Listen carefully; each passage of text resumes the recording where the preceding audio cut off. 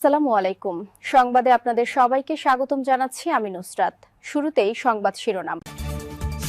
হাদি হত্যা মামলায় ভাড়াটে খুনি ফয়সালের ব্যাংক হিসাবে ১২৭ কোটি টাকার রহস্যময় লেনদেনের রহস্য। নিজস্ব প্রতিবেদক, ঢাকা, ২৮ ডিসেম্বর ২০২৫। ইনকেলাব মঞ্চের মুখপাত্র হাদি হত্যার নেপথ্যে বেরিয়ে আসছে একের পর এক চাঞ্চল্যকর তথ্য। ঘটনার মূল হোতা ও ভাড়াটে শুটার ফয়সাল করিম ওরফে দাউদ খানের ব্যাংক হিসাব তদন্ত করতে গিয়ে পিলে চমকানো তথ্য পেয়েছেন গোয়েন্দারা। দেখা গেছে একজন সাধারণ পেশাদার খুনির আড়ালে ফয়সাল নিয়ন্ত্রণ করছিলেন কয়েকশো কোটি টাকার এক অন্ধকার জগৎ। ১২৭ কোটি টাকার লেনদেন। তদন্ত সংশ্লিষ্ট নথিপত্র অনুযায়ী ফয়সালের বিভিন্ন ব্যাংক অ্যাকাউন্টে গত ৮ বছরে অর্থাৎ ২০১৭ থেকে ২০২৫ প্রায় ১২৭ কোটি টাকার অস্বাভাবিক লেনদেন হয়েছে। গোয়েন্দারা জানান দেশের ১৪টি বাণিজ্যিক ব্যাংকে ফয়সালের নামে অন্তত ৫৩টি সক্রিয় ব্যাংক অ্যাকাউন্ট রয়েছে।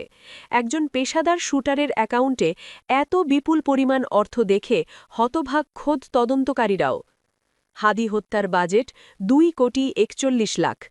তদন্তে জানা গেছে শুধুমাত্র হাদি হত্যার মিশন সফল করার জন্য ফয়সালের অ্যাকাউন্টে জমা পড়েছিল ২,৪১ লাখ টাকা। এই অর্থের একটি বড় অংশ জমা হয় হত্যাকাণ্ডের ৩ মাস ও ১ মাস আগে। ১৮ সেপ্টেম্বর ২০২৫ ফয়সালের রূপনগর শাখার একটি অ্যাকাউন্টে এসএমই এন্টারপ্রাইজ নামে জমা হয় ১,৭৬ লাখ টাকা।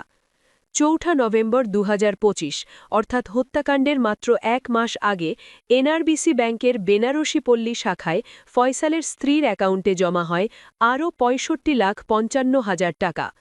ভুয়া প্রতিষ্ঠানের আড়ালে মানি লন্ডারিং। আর্থিক বিশেষজ্ঞরা বলছেন এটি একটি সুসংগঠিত মানি লন্ডারিং বা অর্থ পাচার চক্রের অংশ। ফয়সাল আন্ডারওয়ার্ল্ডের পরিচয় আড়াল করতে নিজের ও স্ত্রীর নামে একাধিক ভুয়া আইটি ও কনসালটেন্সি ফার্ম খুলেছিলেন। কাগজে কলমে এসব প্রতিষ্ঠান থাকলেও বাস্তবে কোনো অফিস, কর্মচারী বা কার্যক্রমের অস্তিত্ব পাওয়া যায়নি। মূলত কালো টাকা সাদা করতেই এসব ভুয়া প্রতিষ্ঠান ব্যবহার করা হতো। পরিকল্পিত পলায়ন ও বর্তমান অবস্থা। হত্যাকাণ্ডের আগে ফয়সাল অত্যন্ত সুপরিকল্পিতভাবে তার পরিবারকে নিরাপদ স্থানে সরিয়ে দেয়। তার স্ত্রীকে নরসিংদী, বাবা মাকে কেরান্ডিগঞ্জ এবং বোনকে বিদেশে পাঠিয়ে দিয়ে সে নিজে আত্মগোপনে চলে যায়। পুলিশ ইতিমধ্যে তার বাবা মা ও স্ত্রীকে গ্রেফতার করলেও ফয়সাল বর্তমানে ভারতে পলাতক অবস্থায় রয়েছে বলে ধারণা করা হচ্ছে। সম্প্রতি সে সেখান থেকেই ইন্টারনেটের মাধ্যমে মুখ খুলেছে এবং ঘটনার নেপথ্যে থাকা অনেকের নাম প্রকাশ করেছে। সংশ্লিষ্টদের বক্তব্য।